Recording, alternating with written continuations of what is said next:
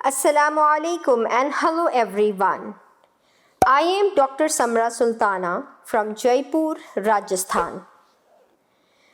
आज हम जिन freedom fighter की बात करने वाले हैं वो हिंदुस्तान के सियासी उफ़क़ पर नमोदार होने वाली अव्वल मुस्लिम पर्दा नशीन खातून हैं। वो बेहद हिम्मत वाली और बहादुर खातून हैं। उनकी हिम्मत और जोशीली तकरीरों को देखकर बहुत सारी ख़वातीन ने जंग आज़ादी में हिस्सा लेना शुरू कर दिया। उनकी तकारीर में, उनकी आवाज़ में, उनके लहजे में वो तड़प होती थी कि वो कितनी ज़्यादा शिद्दत से हमारे मुल्क को आज़ाद होता देखना चाहती हैं। जी हाँ, वो और कोई नहीं बल्कि बी अम्मा हैं। वो अव्वल हिंदुस्तानी खातून हैं जिनकी सदारत में All India Women's Congress Hindustan की आज़ादी पर बहस करने के लिए तलब की गई।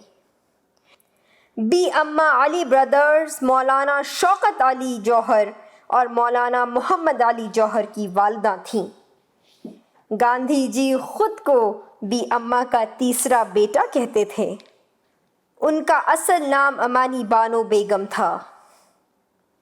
1858 में जब वो 5-6 बरस की थीं, बहादुर शाह जफ़र की गिरफ्तारी और रंगून में जिला वतनी के बाद बी अम्मा के आबाओ अजदाद रुहेलखंड में सुकूनत पजीर हो गए।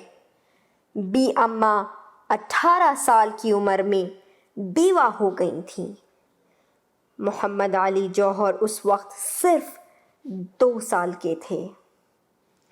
बी अम्मा ने अपने बच्चों की परवरिश दिलो जान से की।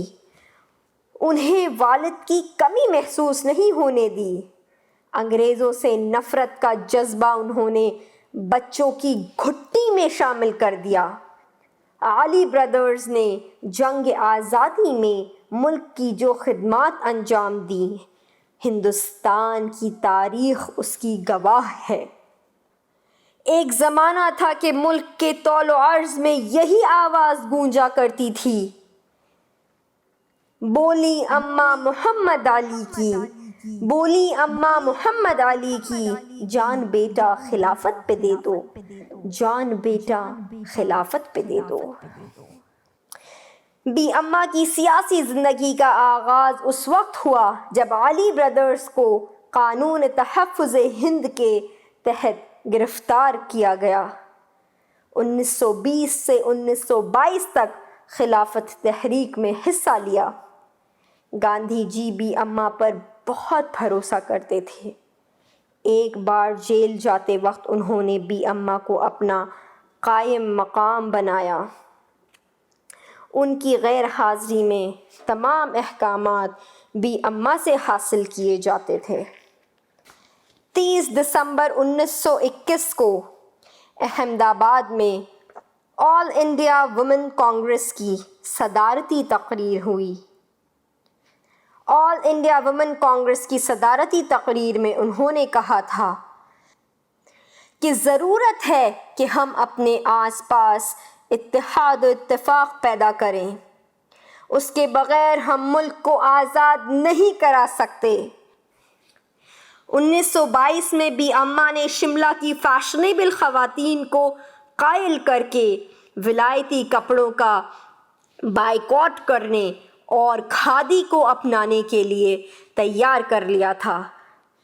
Mrs Annie Besant fund and home rule league के लिए बी अम्मा ने महीने में 10 रुपये चंदा देना कबूल कर लिया था। ये फ़ंड गिरफ़्तार होने वाले लोगों के ख़ानदानों की माली मदद के लिए कायम किया गया था। बी अम्मा का एक ख्वाब था जिसके लिए वो ज़िंदगी के आखिरी लम्हे तक लड़ती रहीं।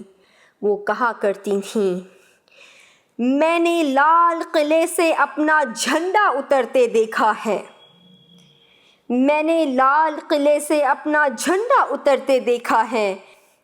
میری آرزو ہے کہ میں فرنگی جھنڈے کو بھی لال قلعے سے اترتا دیکھوں. 13 نومبر 1924 کو بی اماں کا انتقال ہو گیا. We salute our beloved freedom fighter, none other than B. Amma. Jazakallah khair. Thank you.